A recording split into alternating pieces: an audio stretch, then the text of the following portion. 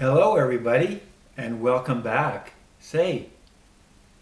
Gonna do, as you can notice from the title, David Bowie records, ranked, graded, which ones I think are the best ones, that kind of thing. Because I had someone contacted me today, Michael Paul. He said, "Hey Ron, can you?" Because he was watching my video, David Bowie record collection. Okay, so he said, "Hey Ron, can you also do a video where you rank David Bowie's records? I want to know what are your favorite ones, and why are they your favorite ones?" I just got into Bowie, thanks. So I replied, "I'll get right on it." And guess what? I am getting right on it. See, there it is. And it's only 4 hours ago I replied to him. So I'm ready to do the video. Got my records out. Got the mug out. Got the coffee in. And the first one. My favorite. Now, let's just qualify this. Probably the first 5-6 records.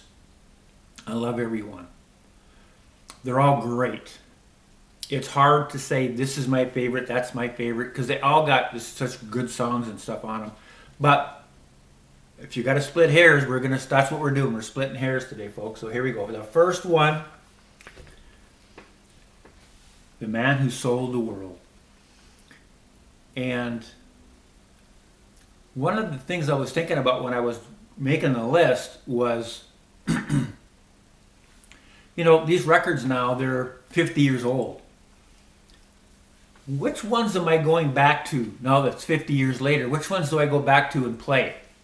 Right? They got to be, for some reason, that has to be my more favorite ones. So this is one of those records. And why do I like this one better? Is because this is where he kind of departs from that folk music he was doing before this. He gets Mick Ronson to play guitar on this record, and they're making a hard rock record. This is the kind of stuff that I like, the kind of guitar I like, the songwriting, the singing, the kind of little dark.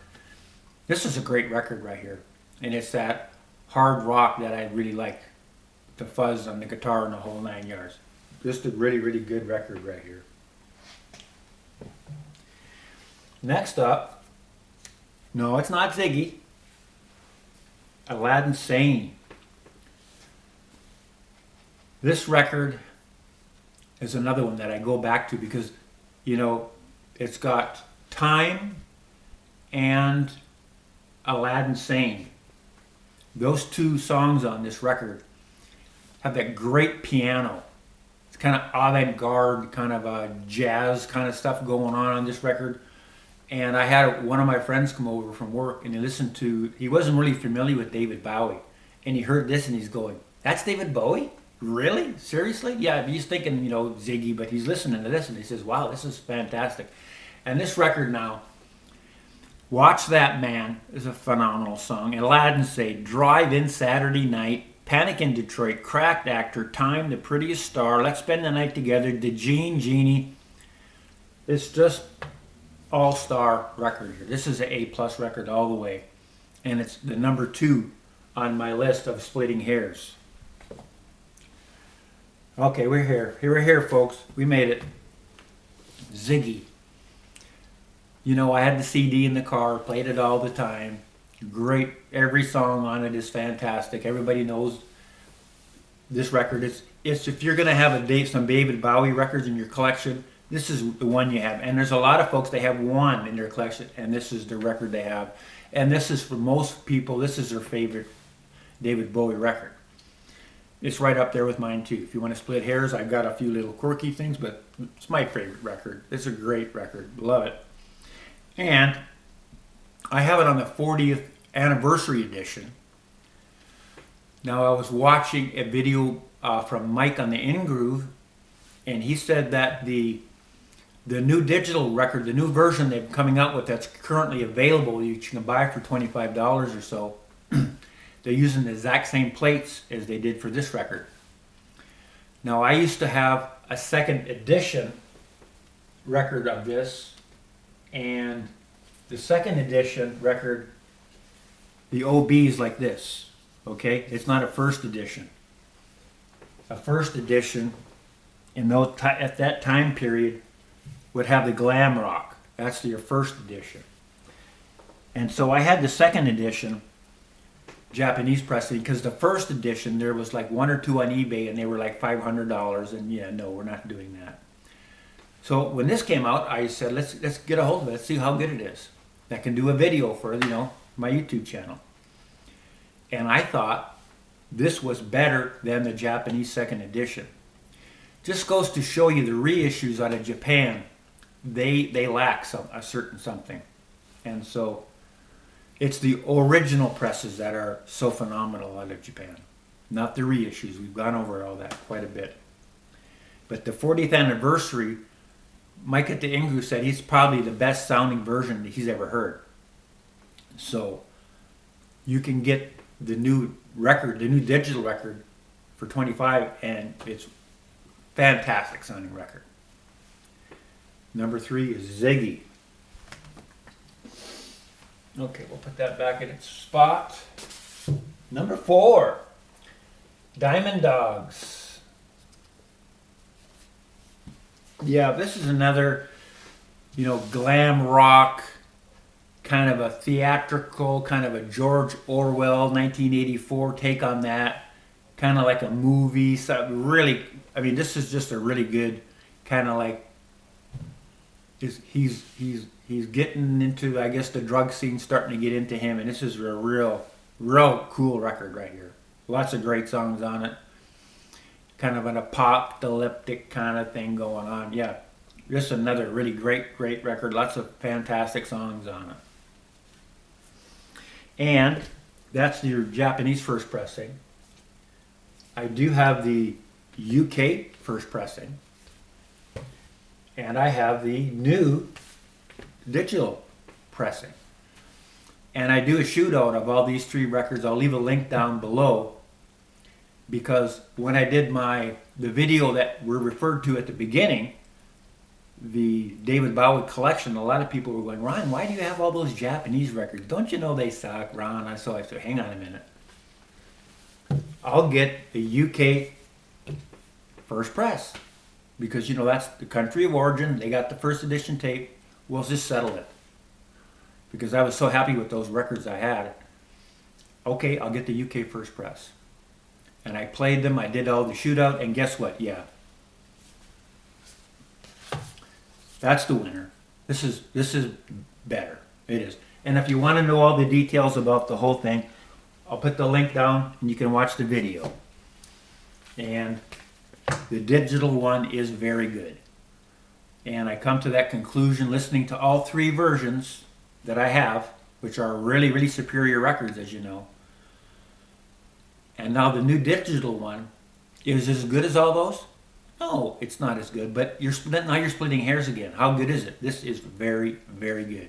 And it's what, $25? You can get it at Target, probably get it at Walmart, right? And it's great. It's better than any CD or thing you're going to stream off the internet. If you got a half decent turntable and you put this on, it's going to blow your mind how great it sounds. It's really good. So number 5 on the list, Station to Station. This is another kind of a masterpiece here. He's mixing a lot of kind of dancey, kind of different kind of genres on here. And again, it's got kind of that druggy kind of, I wouldn't say industrial kind of thing, but I really, really like this record. It surprises me when I put it on after not listening to it for a while. I just say, man, I didn't remember how great this record is. It's just so good, and it's a good record with a great beat to it as well. Then we come on to his second LP that he's ever put out, Space Oddity, and this is the 40th anniversary again, a reissue on a gatefold. And it's just lyrics on the inside. They didn't get very creative with anything. But that's pretty cool on the back cover. But this is the 40th anniversary. And this is kind of like his first record. It's kind of not that good folk music. But Space Oddity's on here. And it is one of my, if not my favorite David Bowie song of all time. It is fantastic. And this sounds fantastic on this record. Really, really is good. And if you've got to have this record for Space Oddity. And that's why I have it. Great record. That's why it's up on the list. Now we've got Young Americans. This is kind of getting a little bit into that Philadelphia kind of funk a little bit. And I think it was, what was it, Fame? I think Fame off of here. He had help with that John Lennon, I think, helped him write the song. That was a big smash hit. And Young Americans and Fame. And some just really, really great. And this is a nice Japanese with the textured cover and the nice OB on it. And of course, big, thick cover. And we've got Young Americans on here. Great record. Great, great picture of David Bowie on there. Great. Love that picture of him on there. Now, we finally made it to Hunky Dory. Well, what in the world, Ron? That's probably his best record he ever did. Remember, I'm saying I love all these records. But which ones am I going back to and listening to? I need to do it because I haven't listened to this for so long. And I remember it was at 74, I think this record came out. Or 72 maybe, yeah. When it came out, I listened to it every day. And I was be at work, I'd be singing the songs, and all the time. I didn't get this record when it came out. I think I got it like a year or two after. And I was singing the songs at work, and I love it. It's a great record. This is more of a piano bass with kind of more folky guitar type. It's not that hard rockin' record.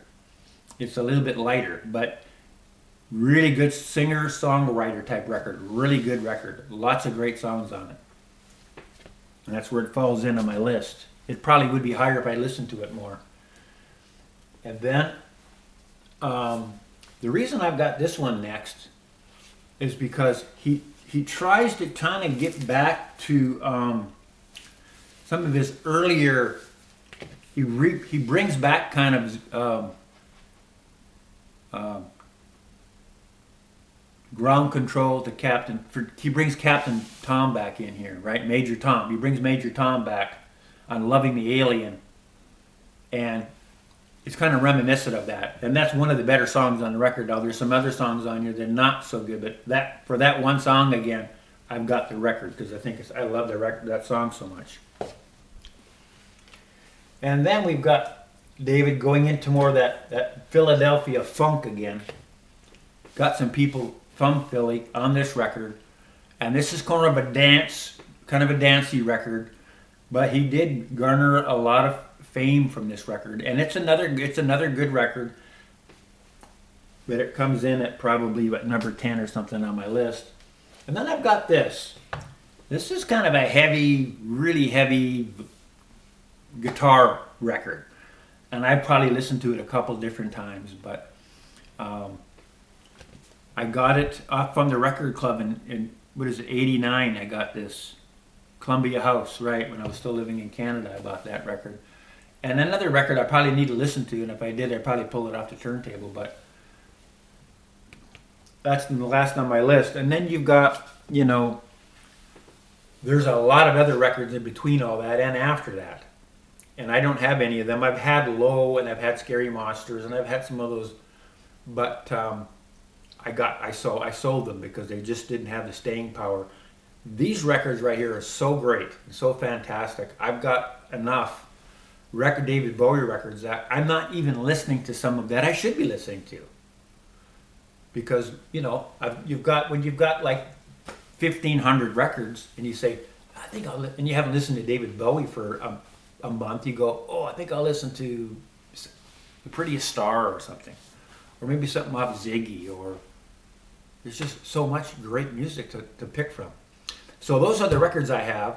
That's the kind of the order of my priority, which ones I like best and kind of why.